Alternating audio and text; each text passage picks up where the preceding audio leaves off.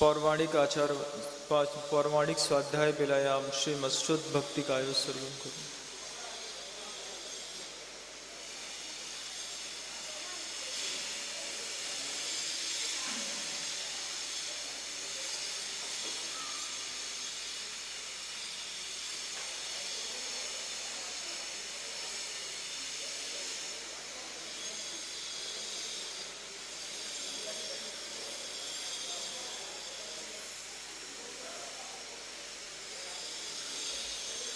ओकारं बिंदु संयुक्तं नित्यं ध्यायन्ति योगिनः कामदं मोक्षदं चैव ओंकाराय नमो नमः। अविरल शब्द गणौग प्रक्षालित सकल भूतल कलंकाः मुनिधीरूपासित तीर्था सरस्वती हर्तनो दुर्तम अज्ञानतिम्रान्धानां ज्ञानाञ्जनशलाकया चक्षुरुन्मीलितं येन तस्मै श्रीगुरुवे नमः। परम गुरुभ्यो नमः। परम प्राचार्य गुरुभ्यो नमः।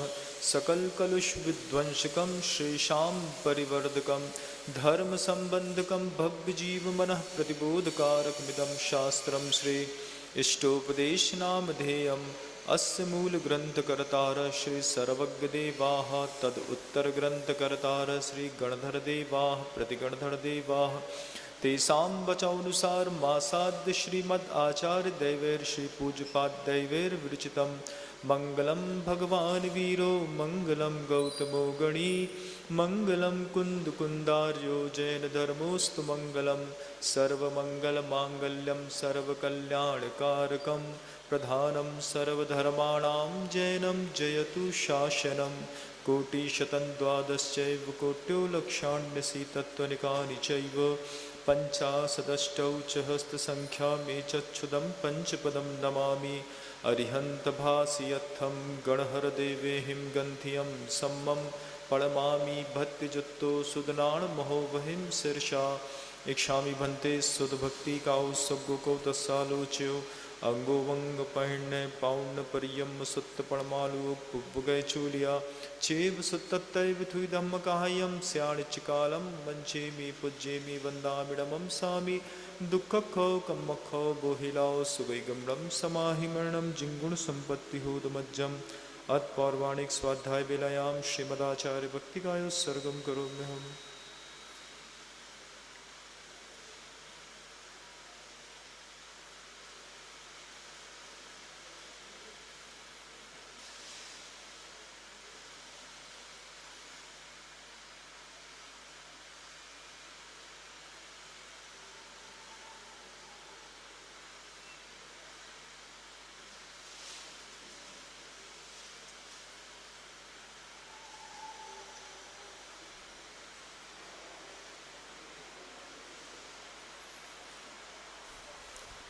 श्रुज्जलधिपार्गेभ्यः स्वपरमद्विभावनाः पटुमतिभ्यः सुचरिततपोनिधिभ्यो नमो गुरुभ्यो गुणगुरुभ्यः।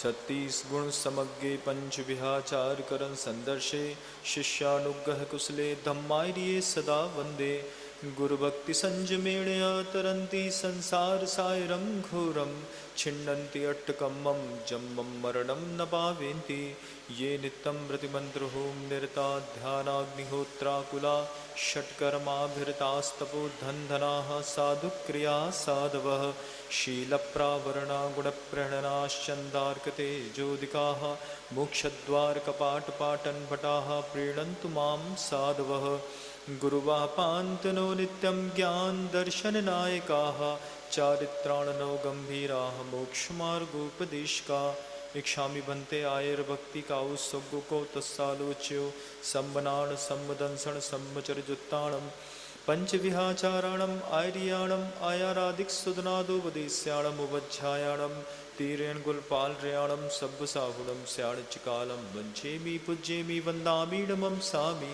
दुःखको कम्मखो बोहिलाओ सुगहिगम्रं समाहि मरणं जिंगुण संपत्ति होरुमज्जम्। यस्य स्वयं स्वभावाप्ति प्रभावे कृष्णकर्मणः तस्मै सज्ञानरूपाय नमोस्तु परमात्मने।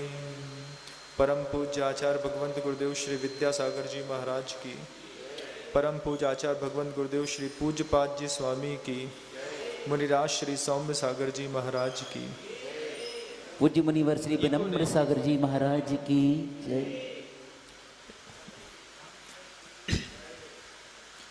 इष्टोपदेश नामक ग्रंथ कारिका क्रमांक 4। यत्र भावं शिवं दत्ते धौकी यद्दूरवर्तनी यो नयत्याशु गव्यूतिम क्रोशार्धे किं ससीदति। एक बार पुनः उच्चारण करें। यत्र भावं शिवं दत्ते धौकी यद्दूरवर्तनी यो नयत्याशु गव्यूतिम क्रोशार्धे किं ससीदति।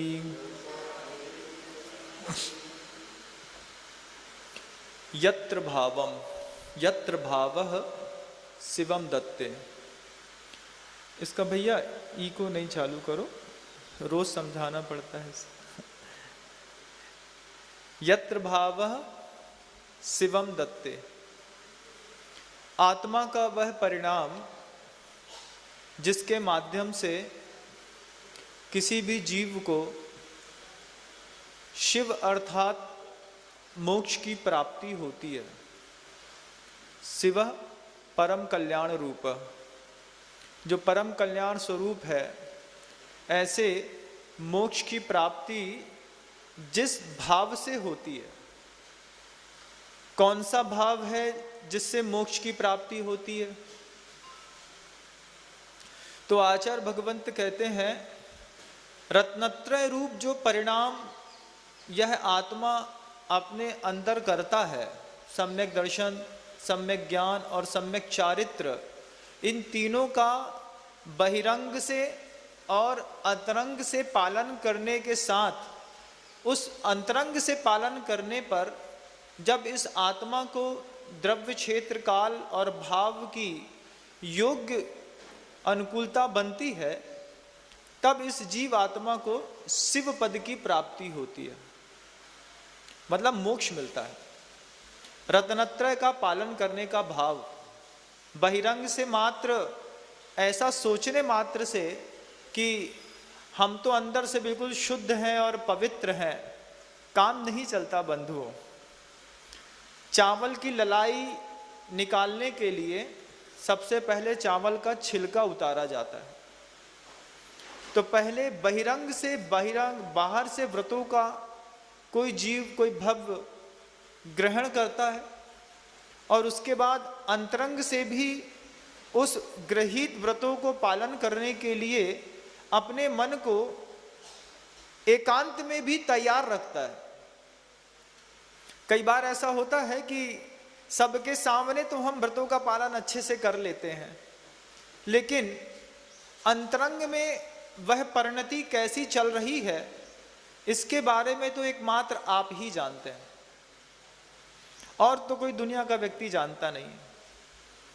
अब कल एक पुनर्जन्म की बात चली थी कि पुनर्जन्म होता है कि नहीं होता,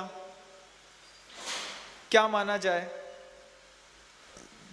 तो जो चारवाक मत के अनुयायी हैं वो तो पुनर्जन्म को नहीं मानते, वो नहीं मानते कि कोई दूसरा जन्म भी होता है। महाराज, ये चारवाक क्या है? तो चारवाक शब्द का जब अपन विक्षेप करते हैं तो दो शब्द बनते हैं।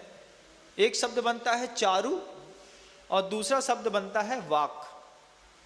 मीठा बोलने वाले लोग, जो मीठा बोलने वाले ग्रंथ, मीठा बोलने वाले संत, लेकिन सत्य नहीं बोलते। मान लीजिए आप बीमार पड़े, 4th स्टेज का कैंसर हो गया, और किसी चारू वाक के पास आप चले जाइए, उससे पूछिए, उसको बताइए कि इनको तो 4th स्टेज का कैंसर हो गया है, तो वो अपना दिमाग देता है। वो दिमाग क्या देता है? देखो, अब जिंदगी तो थोड़ी सी बची है, जो भोगना है भोग लो, मन में कोई इच्छाएं अधूरी मत रखना, जो जो करना है सब कर लो, फिर पर्याय मिली कि नहीं मिली, क्या समझे। तो दुनिया में बहुत सारे इस तरीके के उद्बोधन देने वाले लोग होते हैं बंधुओं। जब आपकी विपरीत परिस्थितियां होती हैं तो वो आपको मीठे शब्दों को कह करके एक ऐसा रास्ता बताते हैं जिस रास्ते के बारे में उनको भी ज्ञान नहीं होता, और कितना भटकाते हैं। अब मान लीजिए किसी दिगंबर जैन संत के पास आप जाइए और आप बोलिए कि 4th स्टेज का कैंसर हो गया, महाराज क्या करें, तो महाराज कहेंगे साधना करो, साधना करो, रात्रि भोजन का त्याग करो, परिग्रह का त्याग करो, सबसे क्षमा मांगो।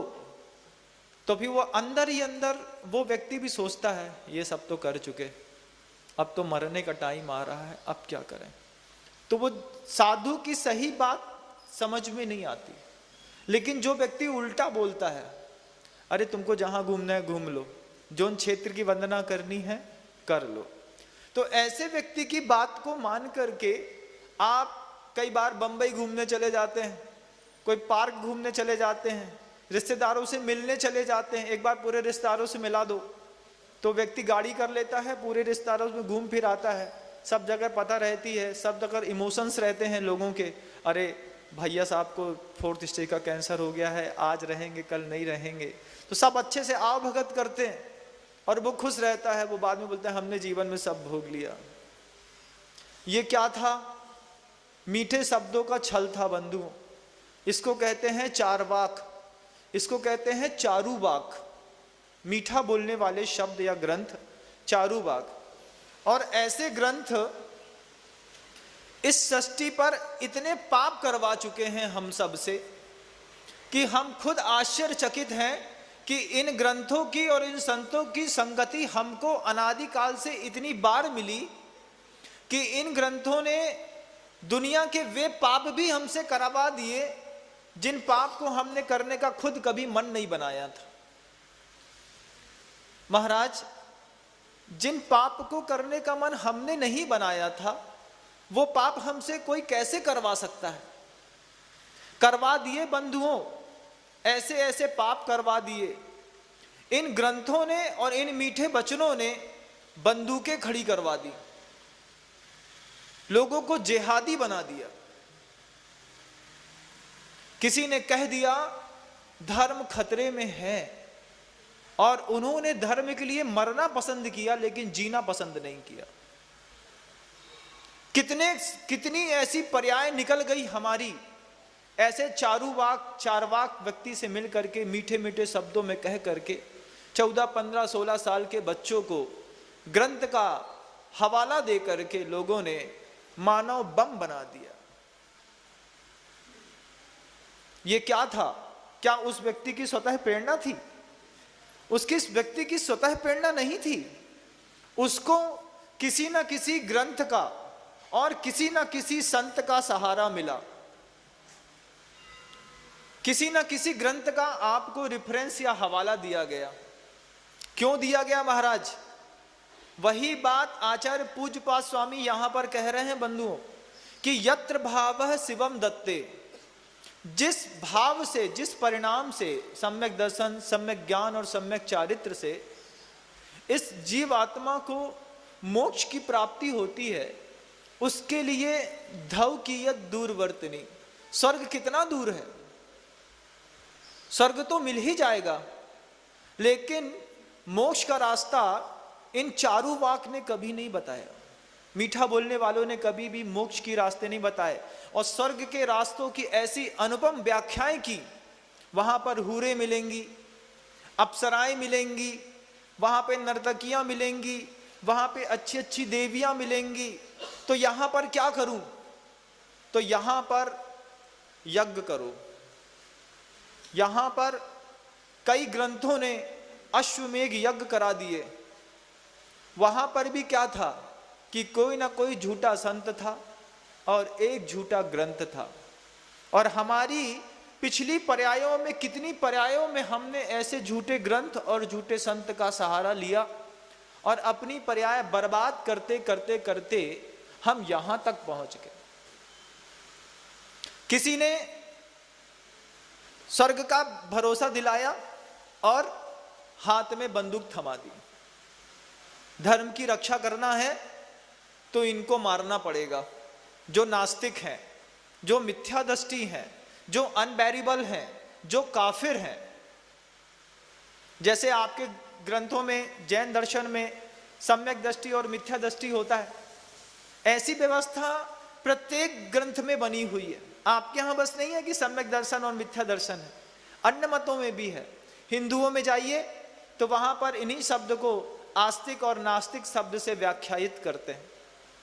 आप ईसाइयों में चले जाइए तो बैरिबल एंड अनबैरिबल ऐसे दो शब्दों का प्रयोग वहां करते हैं।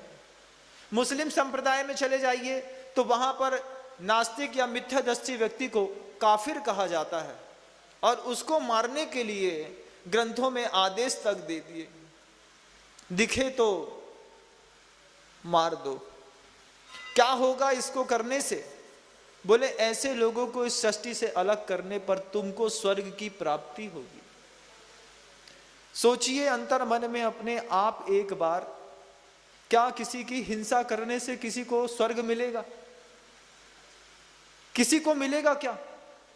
भरोसा है कि किसी को मारने से किसी को स्वर्ग मिलेगा?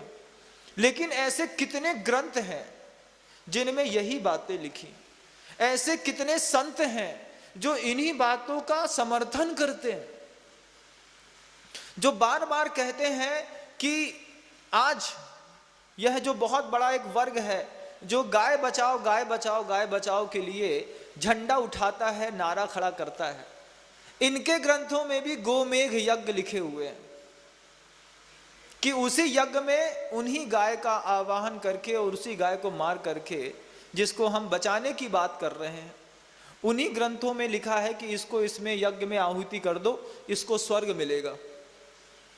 रानी तक को आप ग्रंथों को पढ़िएगा कि राजा ने अपनी रानी तक को मार करके उस यज्ञ की आहुति में चढ़ा दिया कि मेरी रानी को मेरे सामने स्वर्ग मिल जाए। स्वर्ग जाने की चाहत दुनिया के हर व्यक्ति को है, लेकिन रास्ता किसी को पता नहीं। फिर जो रास्ता जो बताता है, हम उस रास्ते का प्रयोग करके जाने का पुरुषार्थ तो करते हैं, लेकिन जा नहीं पाते। कोई बंदूक उठाने को कहता है तो हम बंदूक उठा लेते हैं, कोई बम बनने को बोलता है तो मानव बम बन करके हम 150 लोगों को मार करके और ऊपर जाकर के हूर मिलेंगी 40-40 इस भरोसे में इस तरीके की हिंसा यहाँ पे कर देते हैं। हम गाय को बचाने का और गौ माता का उद्देश्य लेकर के बात करते हैं और गोमेघ यज्ञ भी कर देते हैं, नरमेघ यज्ञ कर देते हैं कि सीधे सीधे जीवित मानवों को यज्ञ की वेदी बना करके और सात्विक और संस्कृत के बड़े बड़े उच्चारण पाठ करते हुए उनको उसी अग्नि में होम दिया जाता है। ऐसा पाप हमने और आपने कितनी बार किया है, हमको विश्वास ही नहीं होता। और ये संसार इस तरीके के पाप का परिणाम है। आज हमारी प्रज्ञा, आज हमारा पुण्य हमको इस स्थिति पर लेकर के आया है कि स्वर्ग जाने की जो लालसा हमारी किसी अन्य मत में पैदा होने के बाद थी, स्वर्ग जाने की लालसा जब हमने काफिर बन करके दूसरों को मारा तब थी, जब हमने यज्ञ किया तब भी हमारी स्वर्ग जाने की भावना थी, लालसा थी, लेकिन हमको मिला नहीं। आज हमारे पुण्य ने ऐसा मौका दिया है कि अहिंसा की उपासना करके स्वर्ग जाने का एक रास्ता पूर्व जैनाचार्यों ने हमारे लिए खोला और आज हम उस अहिंसा के रास्ते का प्रयोग करके और स्वर्ग में जाने का पुरुषार्थ कर रहे हैं। महाराज, क्या स्वर्ग में जाने का पुरुषार्थ कर रहे हैं? तो आचार्य पूज्यपाद स्वामी ने अगर ये ग्रंथ अपने अंतर मन को समझाने के लिए लिखा होगा तो आचार्य पूज्यपाद स्वामी अपने आप को इस कारिका में समझा रहे हैं कि पूज्यपाद तुम खुद समझो, यत्र भावः शिवम दत्ते धव की यद दूरवर्तनी, कि जिस परिणाम को तुम अंदर ही अंदर कर रहे हो, जिस परिणाम को आचार्य पूज्यपाद स्वामी अंदर ही अंदर स्वयं अपने लिए रत्नत्रय का पालन कर रहे हैं, वो अपने आप को समझा रहे हैं। उनके मन में हो सकता है ये भाव उठा हो कि अभी तो स्वर्ग नहीं मिलेगा, मोक्ष नहीं मिलेगा तो स्वर्ग मिल जाए। तो उस परिणाम में अपने आप को वापस स्थिर करते हुए आचार्य पूज्यपाद स्वामी ने अपने आप को समझाया होगा, ध्यव की यद दूरवर्तनी, कितनी दूर है वो स्वर्ग। बोले क्यों? तो नीचे की पंक्ति में कहते हैं, यो नयत्यासु गव्युतिम क्रोशार्धे किम ससीदति, कि जो 2 कोस चल के, मतलब 1 कोस जो होता है, गव्युति का मतलब होता है चलना या कोस, तो 2 कोस को 1 गव्युति कहते हैं। टीकाकार ने यहां पर 2 कोस को 1 गव्युति माना। तो 1 कोस 3.25 किलोमीटर का होता है। तो यहां पर कह रहे हैं कि जो व्यक्ति 6-6.5 किलोमीटर चल रहा है, मतलब जो लंबा रास्ता तय कर रहा है, उसको छोटा रास्ता तय करने में कितनी परेशानी होने वाली है। तो बोले कोई ज्यादा परेशानी, छोटा रास्ता तय करने में, भार सहित तय करने में कोई परेशानी होने वाली नहीं। यहां पूज्यपाद स्वामी ने अपने आप को समझाया और अपना स्थितिकरण कर लिया, और आगे आने वाले समय में लोगों में धर्म ध्यान बना रहे, उनकी परंपरा बनी रहे, उनको भी मार्ग दिखता रहे, तो करुणा करके उन्होंने दयार्द्र चित्र होकर के यह कारिका किसी कागज या किसी पत्ते पर लिख करके छोड़ दी होगी बंधुओं। और हमारे पुण्य के उदय से पूज्यपाद स्वामी को गए यहाँ से 1500-1600 वर्ष हो गया, उसके बाद भी ये कारिका हमारे हाथ लग गई, हम इसको पढ़ रहे हैं और समझ रहे हैं, हमारा महान सौभाग्य है। सोचिए, बियाबान जंगल में किसी पत्ते के ऊपर कहीं की कोई कलम उठा करके आचार्य महाराज जी ने कोई ग्रंथ की रचना करके किसी ताड़पत्र पे ये कारिका लिखी होगी। उस समय ना लैपटॉप थे, ना कागज के प्रिंटिंग हाउस थे, ना कुछ नहीं था। कभी आप जब गोमटेश्वर जाएं, दक्षिण जाएं, तो आपको जब ताड़पत्रों में लिखे हुए ग्रंथों की स्याही और पत्र का दर्शन कराया जाता है, बताया जाता है कि यहाँ से घुन लग गई, यहाँ दीमक लग गई, हमने इतनी मुश्किलों से एक एक शब्द को संभाला, एक एक शब्द को पकड़ा और ग्रंथों में गुम्फित करके आपके सामने इस प्रिंट करके दे दिया। तब समझ में आता है कि ये लिखी कारिका का उद्गम स्थल कहाँ पर है, और उस उद्गम स्थल में कितनी विपरीतताओं में आचार्य पूज्यपाद स्वामी ने जंगलों में रह करके यह कारिका, तो मैं पहले अपने आप को, अपने अंतर मन को स्थिर किया, स्वयं अपने आप को समझाया होगा। क्योंकि कुंद कुंद स्वामी ग्रंथराज समय सार में ये कारिका कहते हैं, उम्मग्गम गच्छन्तम शिव मगे जो ठवेदी अपाणम सो थिटी कर्णेन जुदो सम्मा दिट्ठी मुने दब्बो। वह सम्यक दृष्टि मुनि जो उन्मार्ग में जाती हुई अपनी ही आत्मा को अपने ही पुरुषार्थ से स्वयं अपनी आत्मा में शिव पद में स्थापित कर लेता है। हमको किसी ने सहारा नहीं दिया, हमको किसी साधु ने समझाया नहीं, हमको कोई निमित्त मिला नहीं, हमने अपने ही उन्मार्ग में जा रही थी जो ये आत्मा के परिणाम जो उन्मार्गी हो रहे थे, हमने स्वयं को स्वयं में संबोधित करके स्वयं का स्थितिकरण कर लिया। सम्मा दिट्ठी मुने दब्बो। ऐसे सम्यक दृष्टि को, ऐसे मुनि को सम्यक दृष्टि जानना चाहिए।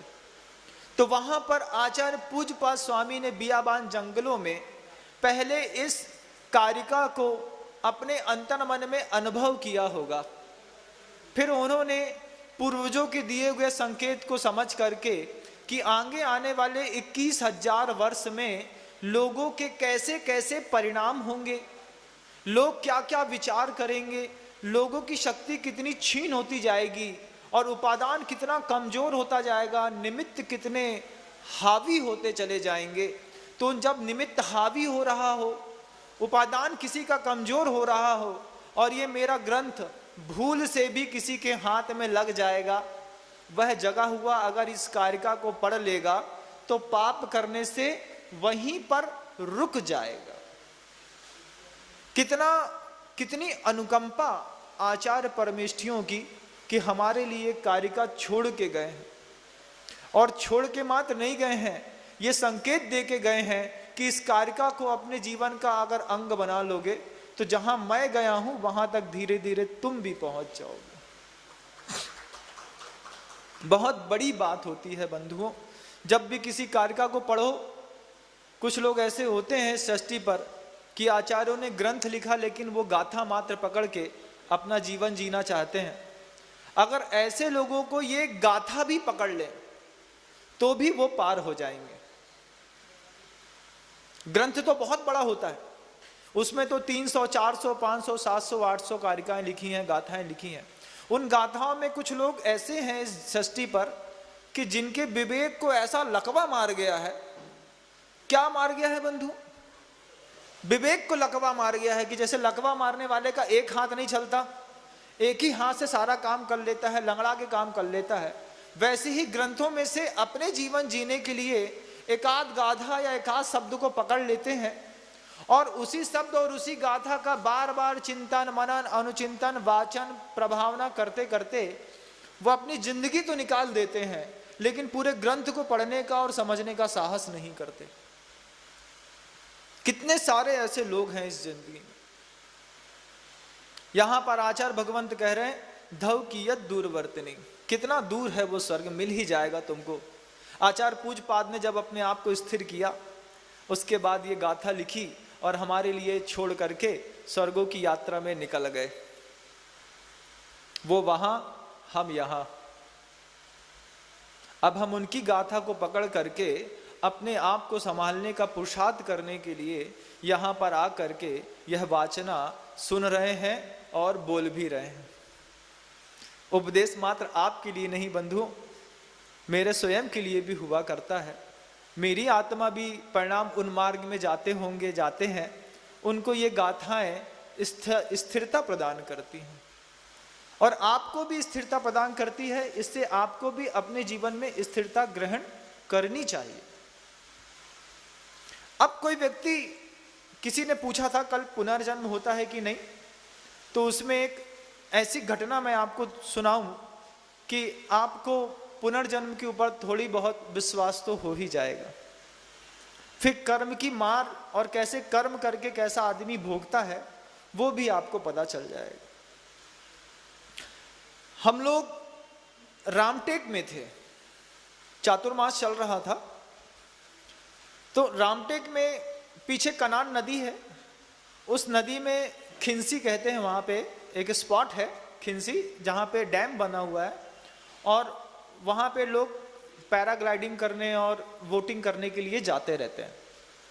तो वहाँ पर कई लोग ऐसे हैं जो मछली पकड़ने भी जाते हैं, खूब सारे लोग। तो जंगल जब हम लोग जाते थे तो वहाँ पर उन बस्तियों के छोटे छोटे घर बने हुए हैं।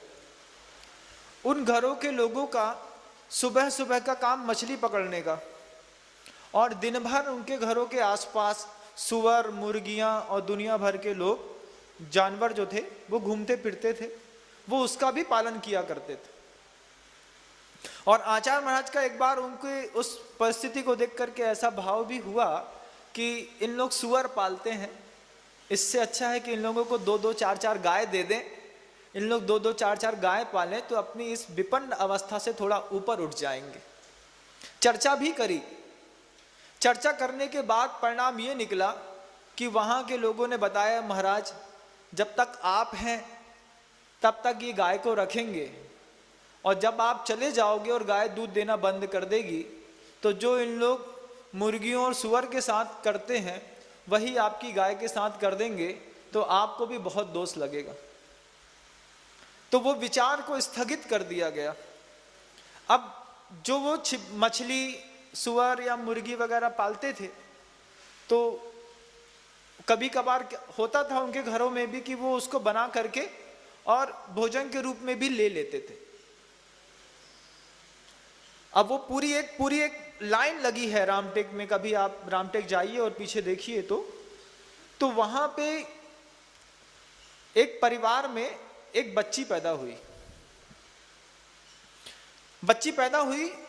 बच्ची धीरे धीरे थोड़ी बड़ी हो गई। शुरुआत में तो माँ के दूध के ऊपर बच्चों का जीवन चलता है, फिर दाल भात मिलता है, गली रोटी मिलती है। लेकिन जब दांत और आंत मजबूत हो जाती हैं तो उसको फिर और भी चीजें खाने पीने को दी जाती हैं। तो उस परिवार के उस व्यक्ति ने किसी दिन वो सुअर वगैरह को बना करके और घर में बना होगा तो उस बच्ची के थाली में दे दिया। बच्ची की थाली में वो भोज्य पदार्थ के रूप में जब वो आया, वो जीव का कलेवर, तो बच्ची मां से पूछती है कि मां ये क्या है? तो मां कहती है कि बेटा ये सुअर का मांस है, तुम खा लो, अपने यहां चलता है। तो वो कहती है, लड़की छोटी सी बच्ची है 6-7 साल की, वो 6-7 साल की लड़की कहती है कि हम ब्राह्मण हैं, हम मांस नहीं खाते। वो लड़की कहती क्या है कि हम ब्राह्मण हैं, हम मांस नहीं खाते। तो मां कहती है, सोचती है मां कि इसको कैसे पता कि कोई ब्राह्मण की भी कौम होती है? ये लड़की कभी घर से बाहर निकली नहीं, अभी तो छोटी सी है और बात ऐसी कर रही है कि हम ब्राह्मण हैं, मांस नहीं खाते। तो जब उसने उसको 3-4-5 बार इसी तरीके के पदार्थ को दिया गया और उसने बार बार उस पदार्थ को, थाली को पीछे फेंक दिया और घर में भोजन भी नहीं किया, तो माता पिता को ये चिंता हुई कि कहीं ऐसा तो नहीं कि ये कोई और है। तो उनको लगा कहाँ लेकर के जाएं। तो रामटेक पीछे से लगा हुआ है वो, तो यहां पर ला करके खड़ा कर दिया। बोलते हैं महाराज ये लड़की हमारे कुल और घर में पैदा हुई है और कुछ का कुछ बोलती रहती है। क्या बोलती है? बोले उसने घटना सुनाई कि महाराज हम लोग के यहाँ तो सुअर है, मुर्गी है, मछली है, ये सब बनता रहता है, खाते पीते रहते हैं। इसको दिया तो ये कहती है कि हम ब्राह्मण हैं, हम मांस नहीं खाते। उसकी उस बात को सुन करके ऐसा लगा कि ये बच्ची सही कह रही है, कि ये पूर्व भाव में ब्राह्मण रही होगी पक्का। इसने शुद्ध पर्याय में रह करके इस आचार पद्धतियों का पालन किया होगा, लेकिन उसने अपने उस कुल की मर्यादाओं को छोड़ करके कोई ऐसा पाप कर दिया, कुछ ऐसा उस कुल में जाकर के ऐसा कुछ खा लिया, या फिर ऐसी कोई वासना या फिर ऐसे मन वचन काय को अपवित्र करने वाली कोई क्रिया कर दी और कर्म ऐसा बांध लिया कि उसके ब्राह्मण की पर्याय छूट गई और आज वो नीच कुल में जन्म लेकर के उसकी थाली में सुअर का मांस आ रहा है और उसको प्रेरणा दे रहा है तुम खाओ, और वो कह रही है कि हम ब्राह्मण हैं, हम मांस नहीं खाते। सुन करके हृदय कांप गया। आज हमारी और आपकी ऐसी परिस्थिति है बंधुओं कि दिगंबर मुनियों को तो पवित्र भोजन मिल जाता है, लेकिन आप सोचो कि आप स्वयं के लिए कैसा करते हो। जब कोई अभक्ष भोजन चाट के ठेले पर, चाउमीन सेंटर पे खिलाता है, हम चुपचाप खा जाते हैं। उसमें इल्ली पड़ी है, तिरुला पड़े हैं, मैदा, सूजी, इसके जो आइटम बनते हैं। होटलों में जाते हैं, बारिश के दिनों पर जाकर के चाउमीन बना दिया, पिज़्ज़ा, बर्गर, मटर पनीर बना दी, और भी दूसरे आइटम हैं, चीज़ सिजलर बना दिया, खिला दिया, आपने खा लिया। कभी कल्पना की कि अगर मान लो इसमें मांस मिला है, आज हम अपनी जिह्वा की लोलुपता के वशीभूत होकर के ये सब चीजें जान करके भी खा रहे हैं, और कल मेरे ऐसा कोई कर्म का उदय आ गया, आज हम जैन कुल में हैं, आज हम अरिहंत परमेष्टि का अभिषेक करते हैं, पूजन करते हैं, शुद्धि बोलते हैं, शुद्ध भोजन करते हैं, लेकिन कब? बोले अष्टमी 14 मात्र।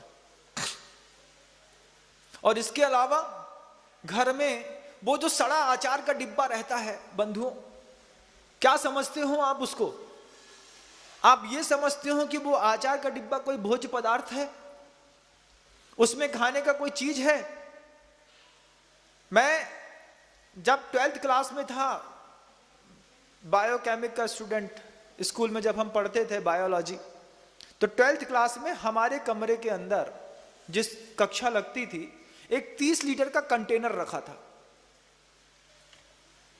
वो 30 लीटर के कंटेनर में हाइड्रोक्लोरिक के साथ दूसरी चीजें मिला करके लिक्विड बना करके फिर उसको डाल दिया डिसॉल्व सॉल्यूशन में। फिर उसके अंदर डिसेक्शन करने के लिए चूहा है, मेढक है, केंचुआ है, छिपकली है, ला करके डालने पड़ते थे हम लोगों को, क्योंकि डिसेक्शन करना पड़ता था, क्योंकि बायोलॉजी के स्टूडेंट हैं। तो वो वहां रखा रहता था प्रिजर्व, पढ़ते रहते थे, डिसेक्शन का टाइम आता था, हाथ डालते थे, एक चूहा निकालते थे और कर लेते थे उसमें।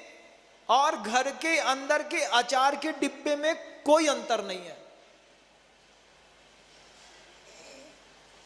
महाराज। उस चूहे केचुए के डिब्बे की तुलना आप हमारे घर के अंदर रखे हुए अचार के डिब्बे से कर रहे हैं। बोले हाँ, उसमें और तुम्हारे घर के चौके के अंदर रखे हुए अचार के डिब्बे में बंधुओं कोई अंतर नहीं है। और कंपनियों के जो अचार रहते हैं ना, निलॉन्स के, किसान के, दुनिया भर के, जो भी आप चटपटा खा लेते हैं, बस आप एक बार कल्पना करना कि तुम्हारे कर्म ने कोई ऐसा कर्म बांध लिया तुमने कि कल को तुमको किसी नीच कुल में पैदा होना पड़ा और तुमको पूर्व जन्म की थोड़ी भी स्मृति रही और उसने सुअर का मांस तुम्हारी थाली में रखा और तुम बोले कि हम जैन हैं, हम मांस नहीं खाते। उस समय कौन तुमको जैन मानेगा? बोले जब जैन थे तब तो मांस खाते थे, आज मांसाहारी के कुलों में पैदा हो गए तो अपने को शाकाहारी की घोषणा कर रहे हो। वो अचार जिसमें आपने नींबू डाला, मिर्ची डाली, गाजर डाली, आम डाला और भी दूसरे पदार्थ डाले, पहले उसको इकट्ठा कर लिया, फिर उसमें तेल डाल दिया, फिर उसमें नमक डाल दिया, फिर उसमें राई डाल दी। राई और नमक के सहयोग से धीरे धीरे धीरे धीरे आपने देखना, कभी आप प्रयोग तो आप लोग करते रहते होंगे, आम है उसका अचार बनाओ और खाओ, तुरंत का खट्टा नहीं लगता। लेकिन वही अचार बना करके आपने डिब्बे में पैक करके राई, नमक, तेल, अचार का सम्मिश्रण बना के हिला करके बांध के रख दिया, 8 दिन में उसमें खट्टापन कैसे आ गया? कैसे आ गया उसमें खट्टापन? कि उसके अंदर सर्वप्रथम जीवोत्पत्ति हुई। जो आपने अचार का कंटेंट बना दिया ना बंधु, एक संयोजना बना के रख दी, अब इस संयोजित किए हुए द्रव्य में आपके संयोजना के हिसाब से योनि स्थान बने। उन योनि स्थानों में सूक्ष्म जीव पैदा हुए। उन सूक्ष्म जीवों ने गाजर है, मिर्ची है, नींबू है, आम है, इनके उस तत्व को धीरे धीरे खाना शुरू किया। और धीरे धीरे खाना शुरू हुआ। जो दो इंद्रिय जीव होते हैं ना बंधुओं, इल्ली जैसे, या पेट में जो पटारे या छोटे छोटे सफेद कीड़े पड़ते हैं, इसी स्तर के बिल्कुल सूक्ष्म और बादर जीवों की उत्पत्ति उस भोज्य पदार्थ में हो गई। फिर उन जीवों ने उसको धीरे धीरे खाना शुरू किया बंधुओं, खाना शुरू किया। और कभी आप केंचुआ देखिएगा, वो एक तरफ से खाता है और दूसरी तरफ से उसका वह अवशिष्ट पदार्थ निरंतर निकलता रहता है, तब जाकर के केंचुए की खाद बनती है। 24 घंटे ये प्रक्रिया चलती है केंचुए की, खाने की और छोड़ने की, खाने की और छोड़ने की। तो घरों के अंदर रखा हुआ वो जो अचार का डिब्बा है, उसमें ऐसे छोटे छोटे जीव हो गए। उन जीवों ने अचार के, गाजर के, मूली के, अदरक के किसी भी तंतु को धीरे धीरे खाना शुरू किया। और जब उन्होंने अपने उस विकृत द्रव्य को अपने शरीर से बाहर छोड़ा, तब जाकर के उसमें खटास पैदा हुई। और इसी से टाटरी बनती है। टाटरी है ना, तो वो कभी ये मत सोचना कि नींबू से बनती है। जो शुगर फैक्ट्रियां होती हैं, उन शुगर फैक्ट्रियों में शुगर की पूरी बनाने के बाद जो कीट बसती है गंजे या कढ़ाई के अंदर, उस कीट में कुछ थोड़े बहुत जीवाश्म परमाणु छोड़ दिए जाते हैं इसी कीटों के। वो डेवलप करते रहते हैं, वो मीठा खाते हैं, वो खाते हैं मीठा और खाने के बाद छोड़ते हैं खट्टा। और बाद में उस खट्टे पदार्थ को छान करके, जो उसकी सौंच है उसको छान करके क्रिस्टलाइज कर करके और फिर टाटरी बना करके और बाजारों में बेची जाती है। कभी पता कर लीजिएगा टाटरी कैसे बनती है, पता कर लीजिएगा कि कभी अचार में वो जो जीव है वो कैसे उसको क्लास्टोफेगा, उसको खाता रहता है, छोड़ता रहता है, और आपके घरों की शानो शौकत रहती है। डाइनिंग टेबल पर सबसे पहले अचार की मसाले के डिब्बे रख दिए जाते हैं, क्योंकि हम बड़े घर के लोग हैं। आज आप ये खा रहे हैं और स्वर्ग में जाने के बारे में सोच रहे हैं। आज आप इस तरीके की आपकी भोजन शैली है और आप ये सोचते हो कि हमको स्वर्ग मिल जाएगा। तो भैया नरक किसके लिए बना है ये भी हमको तुम ही समझा दो। तुम समझा दो नरक में कौन जाएगा अगर तुम ऐसे पदार्थ को खा करके, जैन कुल में पैदा हो करके अगर कोई व्यक्ति इस तरीके के भक्ष अभक्ष का विवेक किए बिना भक्ष को खा लेता है। बरसात के दिनों में होटलों में जा करके जहां पे हरे हरे जीव, उस लाइट लगी रहती है उसमें कुछ पत्ते टांग देते बंधुओं, उसमें रात के समय में फ्राइंग पैन पे वहीं पे वो हरा जीव लाइट में मरता रहता है, तुम्हारे उसमें जाता रहता है, उसी में वो चम्मच चलाता रहता है, गरम गरम परोस देता है और तुम गरम गरम सब खा जाते हो। कोई फर्क नहीं पड़ता, दिख भी जाए तो ये समझा लेते हो अपने आप को कि अरे ये तो सौंफ का टुकड़ा है, ये सौंफ डली है हरी हरी, सौंफ और वो जीव बिल्कुल एक जैसा दिखता है। तुम्हारी दया होटल में खाते वक्त कहां चली जाती है बताना थोड़ा, अहिंसा कहां चली जाती है। यहां पर आकर के गुरुओं के समक्ष तो हम बोलते हैं महाराज हमारा शुद्ध भोजन का नियम है, सिर्फ भिक्षा शुद्धि से और दिन में भोजन करने से ना निर्वाण मिलेगा ना स्वर्ग मिलेगा। यहां पर आचार्य भगवंत कह रहे हैं यत् भावः शिवम दत्ते, जिस भाव से, सम्यक दर्शन से, सम्यक ज्ञान से, सम्यक चारित्र से, इन तीनों का निर्दोष अनुपालन करने पर तो मोक्ष की प्राप्ति होगी। और अगर योग द्रव्य क्षेत्र काल भाव नहीं बन पा रहे हैं और तुम पुरुषार्थ पूरा कर रहे हो तो फिर तुम्हें परेशान नहीं होना पड़ेगा, फिर तुम्हें स्वर्ग तो मिल ही जाएगा। गुरुदेव बार बार कहते हैं स्वर्ग क्या है, तो कहते हैं सप्लीमेंट्री है, हमारे पुरुषार्थ की सप्लीमेंट्री आई है, एक वक्त आएगा कि हमको इसकी सप्लीमेंट्री से क्लियर होकर के हम मेरिट लिस्टेड कैंडिडेट बन जाएंगे। लेकिन आप जैसे वो जीव नहीं बनेंगे कि जो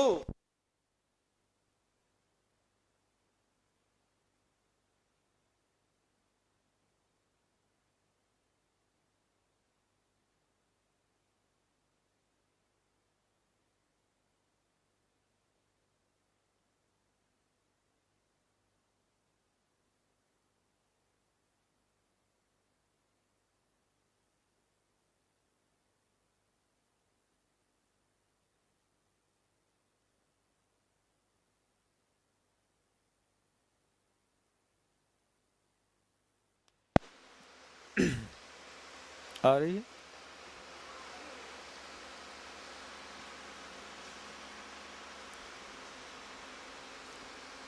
अपने अंतर मन को एक बार टटोल के देखना, एक बार आंख बंद करके अपने आप से पूछना क्या जिनागम पर विश्वास है, क्या जिनेंद्र देव की बात को लगता है कि सही है कि गलत है, क्या लगता है बताओ। स्वर्ग और नरक तो देखा नहीं है ना, नहीं देखा है, तो क्या स्वर्ग और नरक पे विश्वास है? किसी को है तो बताओ भाई कि हाँ है। तो हम कहते हैं संदेह होना तो स्वाभाविक है कि है कि नहीं, है कि नहीं। क्यों स्वाभाविक क्यों है महाराज? क्योंकि तुम्हारी श्रद्धा जो है वो उधार की है, तुम्हारी खुद की श्रद्धा नहीं है। तुमने कितने भी ऐसे कुलों को भले छोड़ करके जैन कुल में हम आ गए, जैन कुल में हमने जन्म ले लिया, लेकिन आचार्य कहते हैं पुरुषार्थ करने के लिए सबसे पहले जरूरी तत्व है कि तुम्हारी दृष्टि की निर्मलता हो, तुम्हारा दर्शन पवित्र हो, तुम्हारी श्रद्धा निर्मल हो। तुम्हारी श्रद्धा तो उधार की है, हम बताते हैं तो थोड़ी देर के लिए मान जाते हो, लेकिन तुम्हारे परिणाम बिल्कुल अजूबे हैं बंधुओं। कैसे अजूबे हैं महाराज? कि हम यहां पर अहिंसा की बात सुनकर के तो जाते हैं, लेकिन हमारी इच्छा क्या करने की होती है? अहिंसा का पालन करने की होती है कि हिंसा का काम करने की होती है? क्या करने की होती है बताओ? बोले नहीं महाराज, यहाँ अहिंसा की व्याख्या सुनने में अच्छा लगता है, लेकिन हम अहिंसा का पालन नहीं कर पाते।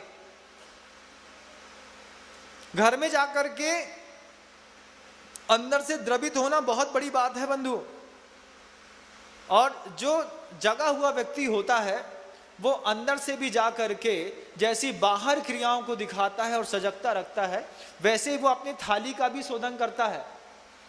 और थाली का शोधन तो तब करेगा जब पहले वो अपने मन का शोधन कर चुका होगा। लेकिन अगर मन में विकार भरा है तो थाली में विकार देख करके आनंद आता है। मन में अगर लगा है कि अरे इससे हमारा भोजन बनेगा, इसके बिना हमारा चलता नहीं, इसके बिना हमारा चलता नहीं, इसके बिना हमारा चलता नहीं, तो तुम्हारा किस किस के बिना नहीं चलता एक लिस्ट तुम बना दो। फिर हम आचार्य पूज्यपाद स्वामी के पास रख देंगे और उनसे पूछेंगे कि भगवान पंचम काल के गृहस्थ का इसके बिना नहीं चलता, मोक्ष मिलेगा? तो पंचम काल की ऐसी बात सुनकर के आचार्य पूज्यपाद स्वामी बोलेंगे मेरा ग्रंथ मुझे वापस कर दो, मुझे नहीं पढ़ाना उनको ऐसा ग्रंथ। लेकिन जिनको सुधरना और संभलना है उनको आचार्य परमेष्ठी की एक एक बात माननी पड़ेगी। ये हमारा पुण्य का उदय था कि हमको बहिरंग से कोई भी मिथ्या दर्शन या मिथ्या कुल में हमारा जन्म नहीं हुआ। लेकिन पिछली पर्यायों के हमारे इतने परिणाम खराब किए हैं, इतनी हमने परिणतियां खराब की हैं कि हम जिन कुल में आने के बाद भी जिनेंद्र देव की वाणी और जिनेंद्र देव के ऊपर हमको विश्वास नहीं होता। शांति धारा करने से पाप कटता है, कितने लोगों को विश्वास है? 2, 4, 10 लोगों को। और बाकी लोग क्या बोलते हैं? अरे ये अपना काम नहीं है, तुम बड़े हो जाओगे तो कर लेना। कुछ लोग तो इसलिए आते हैं कि नहीं जाएंगे तो लोग क्या कहेंगे। जाओ, जाना पड़ता है। बड़े घर के लोग हैं, इज्जत बनाने के लिए भी कई बार मंदिर जाना पड़ता है। मेहमान आ जाते हैं ना घर के अंदर, रिश्तेदार में कोई नया मेहमान आ जाए या नई नई रिश्तेदारी होनी हो तो हम क्या करते हैं? भाई साहब मंदिर के दर्शन करा दें, चलो हमारा मंदिर बहुत अच्छा है। चावल ले लेते हैं, द्रव्य ले लेते हैं, अच्छे कपड़े पहन लेते हैं। मोहल्ले से निकलते, मोहल्ले के लोग देखते, अंदर ही अंदर सोचते क्या है सुनील बाबू आज मंदिर कैसे? तो वो समझाते हैं चुप रहो, रिश्तेदार आए मंदिर लेके जा रहे हैं। तो मंदिर लेके क्यों जा रहे हो रिश्तेदारों को? भाई उनको बताना पड़ेगा कि हम धार्मिक प्रवृत्ति के हैं। तो दिखाने के लिए धार्मिक वृत्ति अलग वस्तु है और अंदर से स्वीकार करने वाली व्यक्ति अलग वस्तु है। मेहमान आए या नहीं आए, शाम को रात को सोने से पहले वो अपनी द्रव्य की चांदी की थाली में द्रव्य निकाल के रख देता है सम्यक दृष्टि, और ये सोच लेता कि भगवान सुबेरे उठने में कहीं लेट ना हो जाऊं तो अलार्म लगा लेता है। अंदर ही अंदर उसको चिंता रहती है। 16 के कपड़े रात को चेक करके सोता है कि भैया रखें कि नहीं रखे, और गलती से अगर मान लो 16 के कपड़े रात में नहीं रख पाया तो इतना अंदर खेद पैदा होता है कि बात सोचो रात हो गई और हम अपने 16 का कपड़ा भी नहीं डाल पाए। रात में 16 के कपड़े नहीं डाले जाते, दिन के उजाले में डाले जाते हैं, ध्यान रखिएगा। और छने पानी से उसको धो करके निचोड़ करके और शुद्ध लटकाया जाता है, तब 16 बनता है।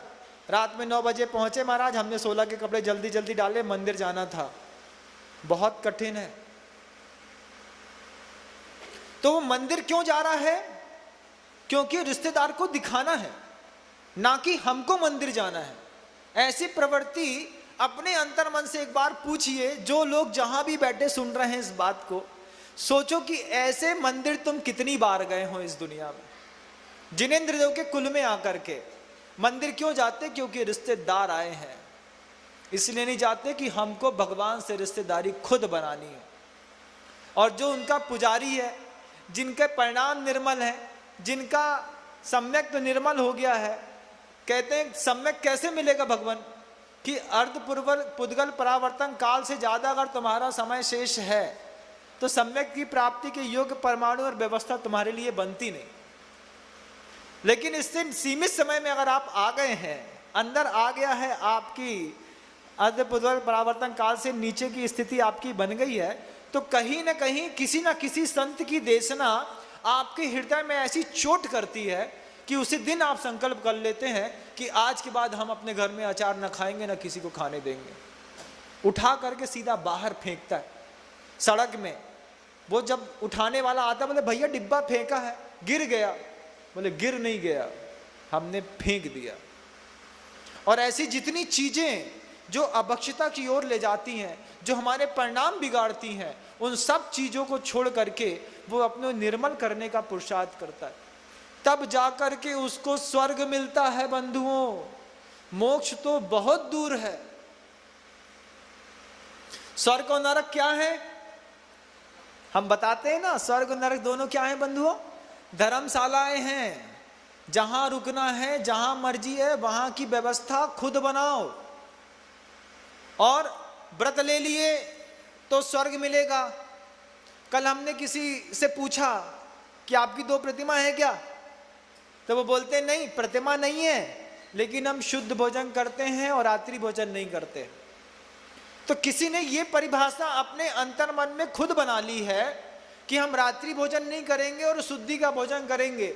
इसी का नाम व्रत है। खुद के बनाए नियम है, फिलॉसफी खुद की है बंधुओं, आचार्य परमेष्ठियों की नहीं है। आचार्य परमेष्ठी तो कहते हैं कि हिंसा नतस्तेया ब्रह्म परिग्रहेभ्यो विरतिर व्रतम। हिंसा, झूठ, चोरी, कुशील और परिग्रह, इन 5 पापों को छोड़ना होगा। तो तुमने क्या किया कि अहिंसा महाव्रत की या अहिंसा व्रत की भावना पालने वाली किसी एक शब्द को पकड़ करके तुमने 1-2 चीजें पकड़ ली। 7वां अध्याय कभी तत्वा सूत्र का पढ़िए, उसमें आचार्य भगवंत कहते हैं तत्स्थैर्यार्थम भावना पंच पंच, कि वो अहिंसा व्रत की पालना करने के लिए, उस आचार व्रत की पालना करने के लिए, उस ब्रह्मचर्य को पालने के लिए, उस अपरिग्रह व्रत को पालने के लिए तुम्हें मात्र भोजन की शुद्धि नहीं करनी, अपने मन की भी शुद्धि करनी है। मन को भी समझाना है। कहां कहां समझाना है महाराज? तो फिर वो कहते हैं वांग मनोगुप्तिर्या दान निक्षेपण समित्यालोकित पान भोजनानि पंच, राग द्वेष वर्जनानि पंच, मनोज्ञा मोनिगेद्री इंद्रिय विषय राग द्वेष वर्जनानि पंच। कि कई चीजों में अपने आप को समझाना है कि घर के अंदर रह करके व्रती को राग द्वेष नहीं करना है, घर के अंदर रह करके व्रती को रात्रि भोजन नहीं करना है, घर के अंदर रह करके व्यक्ति को मनोज्ञ और अमनोज्ञ चीजों में उपयोग को ज्यादा लेकर के नहीं जाना है। तो जो व्रती है तो व्हाट्सएप चलाता रहेगा, मनोज्ञ और अमनोज्ञ चीज को देखता रहेगा और ये भी सोचता रहेगा कि हमारा ब्रह्मचर्य का व्रत अच्छे से पल रहा है, हमारी अहिंसा अच्छे से पल रही है। ऐसा नहीं होता बंधु। अपने साथ तो छल मत करो। मंदिर में भले अच्छे कपड़े पहन करके रिश्तेदार को लेकर के आओ, लेकिन जब कभी मौका मिले तो अपने अंतर मन को एक बार टटोलो और पूछो कि जिस व्रत का या फिर जिस भाव के साथ मैं जिनकुल में आकर के जीवन जी रहा हूं, इससे मुझे क्या मिलेगा। जब समझ में आए कि कुछ नहीं मिलने वाला है और कुछ रास्ता नहीं सूझता हो, तो फिर गुरुओं की शरणम में जाओ। लिखा है चत्तारी शरणम पव्वज्जामि। जब खुद का दिमाग खुद के लिए काम ना करे, खुद की प्रज्ञा से खुद का विकास ना होता हो, तो आचार्य परमेष्ठी कहते हैं घबरा मत, चत्तारी शरणम पव्वज्जामि। अगर तेरी ताकत बज बसम नाराज सैनम के साथ तूने कहीं जन्म लिया है तो अरिहंत शरणम पव्वज्जामि। अगर तेरी शक्ति वहीं से मोक्ष जाने की है तो अरिहंत का सहारा ले और सिद्धे शरणम पव्वज्जामि। अगर तेरे पास बज बिसम नाराज सहनन नहीं है, अगर तेरे पास पंचतुर्थ काल नहीं है, तीर्थंकर का समोसरण नहीं मिल रहा है, लेकिन तू जैन कुल में पैदा हो गया, लेकिन तू पंचम काल में पैदा है, लेकिन जिनेंद्र भगवान का अनुयायी है, अहिंसा का जो तेरा कुल धर्म है, और उसके बाद भी तू मुक्ति चाहता है और ये अरिहंत और सिद्ध परमेष्ठी नहीं मिलते, तो कहते हैं साहू शरणम पव्वज्जामि। फिर तुम साधु की शरण में चले जाओ। बोले साधु भी नहीं मिलते हो तब क्या करें? तो बोले जब तक साधु नहीं मिले तब तक केवली परिणतम धम्मम शरणम पव्वज्जामि। कि केवलियों के द्वारा प्रणीत वह जो धर्म है उसकी शरण में जाओ और उसका अनुपालन करो। धर्म किताब पढ़ने का नाम नहीं है बंधुओं। आगम की शरण में जाने को आचार्य महाराज ने कहीं भी नहीं कहा। उन्होंने कहा केवली परिणतम धम्मम शरणम पवज्जामि। आगम की शरण में चले जाओ, किताब खोल के पढ़ते रहो, साधु नहीं मिल रहा है तो। ऐसी कोई व्याख्या आचार्यों ने नहीं की। आचार्य कहते हैं केवली परिणतम धम्मम शरणम पवज्जामि। केवली ने जो तुम्हारे लिए प्रणीत धर्म को कहा है, धर्म का मतलब क्या? तो धर्म का मतलब जिस कुल में पैदा हुए हो, जिस गुण स्थान में हो, उस गुण स्थान में अहिंसा की आराधना करने की जितनी तुम्हारी सामर्थ्य है, उस सामर्थ्य के उत्कृष्टतम प्रदर्शन का नाम धर्म है। आचरण को पालने का नाम धर्म है, आगम को पढ़ने का नाम धर्म नहीं है। और लोग ये सोचते हैं कि किताबें पढ़ेंगे तो धर्म कर रहे हैं, जबकि हम कहते हैं कि किताब बंद करके रख दो, लेकिन घर के अंदर अगर आप अहिंसा का पालन कर रहे हो तो उस स्वाध्याय से तुम्हारी ये क्रिया बहुत ऊंचे स्तर की है बंधुओं। वो स्वाध्याय तुमको मोक्ष दिलाए ना दिलाए जरूर शंका है, लेकिन तुम्हारे चारित्र का अनुपालन तुमको नियम से मोक्ष दिलाएगा और स्वर्ग दिलाएगा।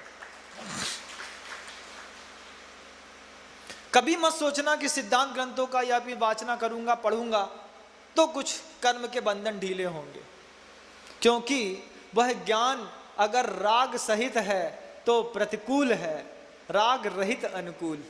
और राग रहित बनाने के लिए जब जिह्वा का वह जुबान का वो टेस्ट छोड़ा जाता है, हम अचार नहीं खाएंगे, पापड़ नहीं खाएंगे, बड़ी नहीं खाएंगे, अभक्ष नहीं खाएंगे, अमर्यादित नहीं खाएंगे। इतना नहीं कि खाएंगे नहीं, हम अमर्यादित बोलेंगे भी नहीं, हम अमर्यादित सोचेंगे भी नहीं। तब जाकर के मन शुद्धि, वचन शुद्धि और काय शुद्धि बनेगी बंधुओं। काय शुद्धि बनाने के लिए अमर्यादित मत खाओ, लेकिन मन शुद्धि बनाने के लिए अमर्यादित सोचो मत।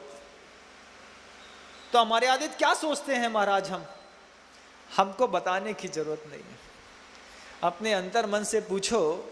जब व्हाट्सएप, स्नैपचैट और दुनिया भर की चीज़ें गूगल में चलती रहती हैं, यूट्यूब चलाते रहते हो और बीच बीच में दुनिया भर के अश्लीलता भरे चित्रों का दिखाया जाना होता है, और तुम अगर मर्यादित जीवन जीने वाले हो, अपने अंतर मन से पूछो कभी उसमें क्लिक किया कि नहीं किया? बताओ मत, अंदर से पूछो। हाँ महाराज किया। तो क्या ये मर्यादित जीवन है तुम्हारा कि अमर्यादित जीवन है? अमर्यादित जीवन है महाराज। तो फिर इससे वापस लौटो, इसको छोड़ने का पुरुषार्थ करो, प्रयास करो, अपने आप को संभालो, संकल्प लो। जब तक ऐसे गुरुओं की निर्मल वाणी सुनने का मौका मिलेगा, तब तक हम इस पापी एंड्रॉइड को हाथ भी नहीं लगाएंगे। कोई जरूरत नहीं है। और बचने के कई उपाय हैं। आप चाहो तो नोकिया का 3310 ले लो, वो आता है ना छोटा वाला।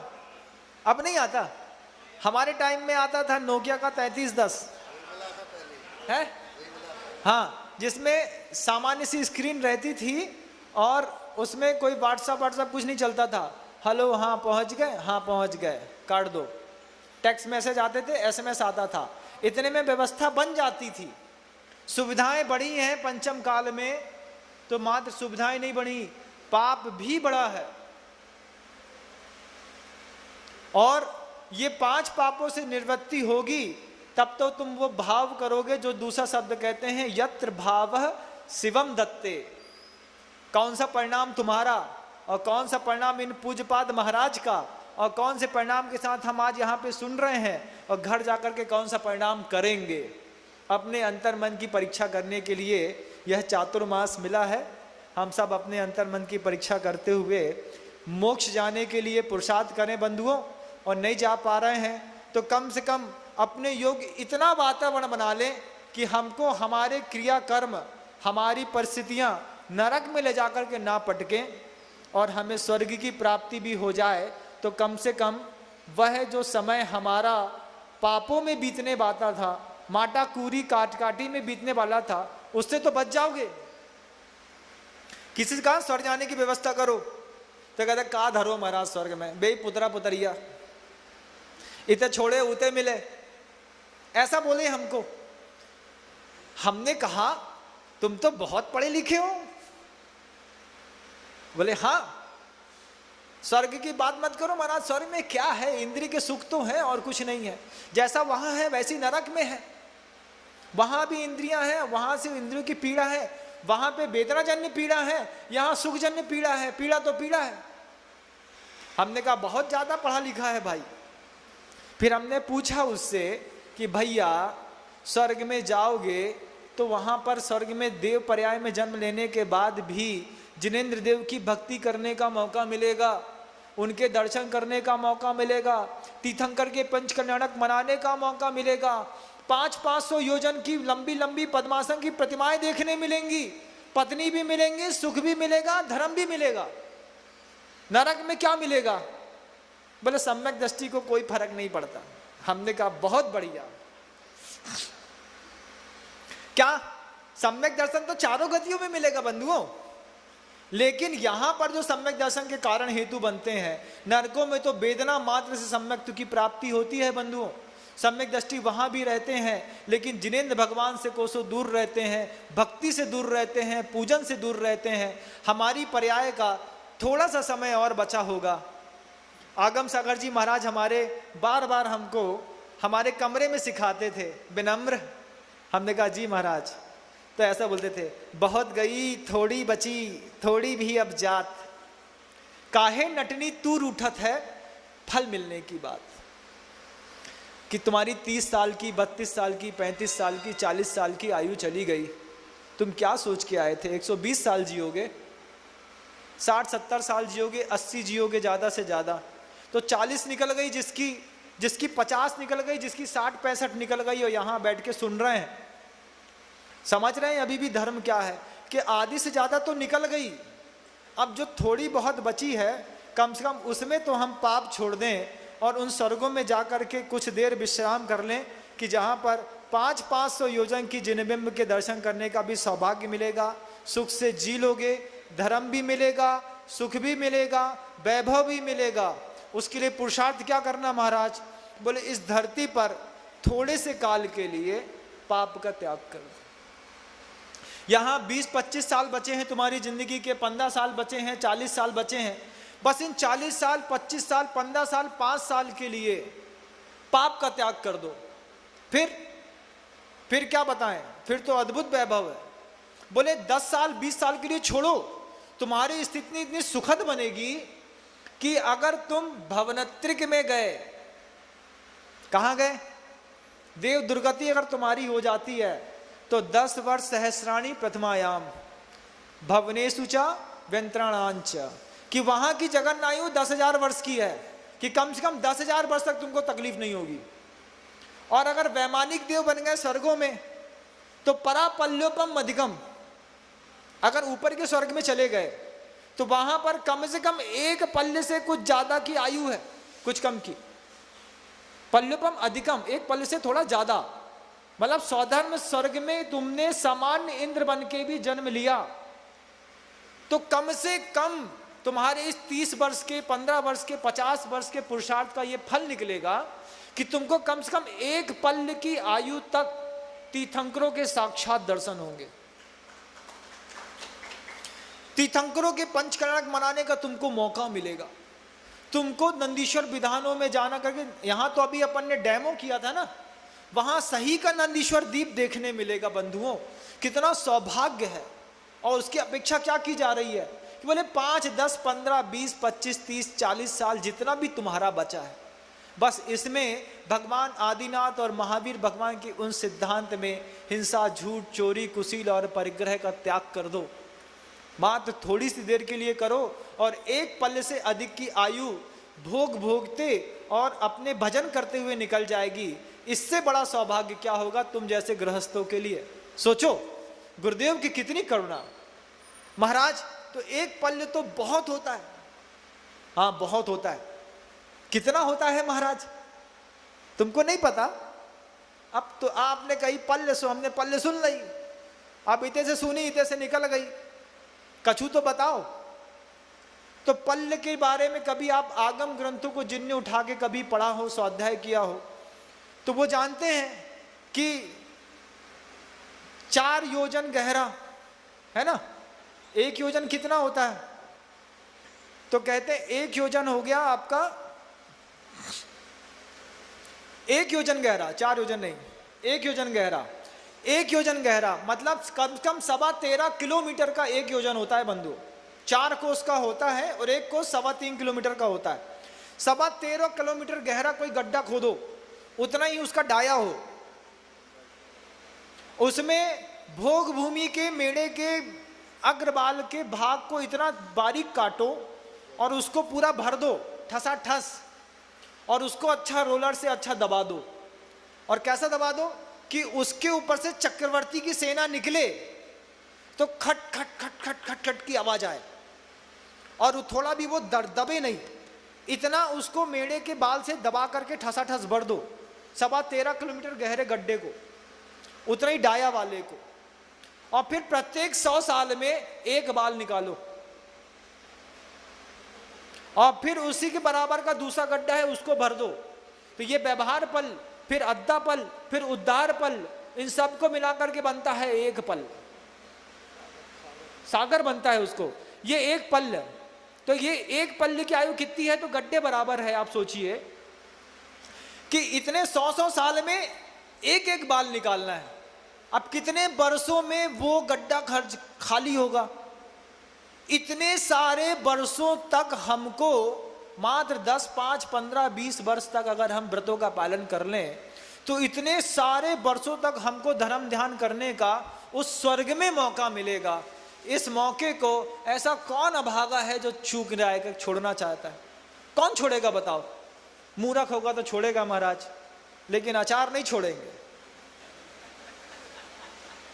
पापड़ बड़ी नहीं छोड़ेंगे, अभक्ष खाना नहीं छोड़ेंगे, रात्रि भोजन नहीं छोड़ेंगे, हिंसात्मक वस्तु का प्रयोग करना नहीं छोड़ेंगे, और अपने मन को अंदर ही अंदर बैठे बैठे समझाते रहेंगे तुमने तो ऐसा कोई पाप ही नहीं किया कि तुमको नरक मिलेगा, तुम्हारा स्वर्ग तो पक्का है।